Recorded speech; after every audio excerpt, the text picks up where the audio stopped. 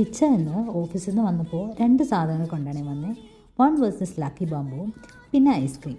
ഒരു മാംഗോ ഫ്ലേവറിലുള്ളത് ഞാനും ഒരു ചോക്ലേറ്റ് ഫ്ലേവറിലുള്ളത് ഇച്ചയും കഴിച്ചു. നാളെ ബ്രേക്ക്ഫാസ്റ്റിന് ദോശ ചട്നി ഉണ്ടാക്കാം. അരിയും ഉഴുന്നും ഉലുവയും ഒക്കെ കഴുകി കുതിരാനിട്ടു. കുറച്ച് വാഴയ്ക്കയും കപ്പളങ്ങയും ഉണ്ടായിരുന്നു.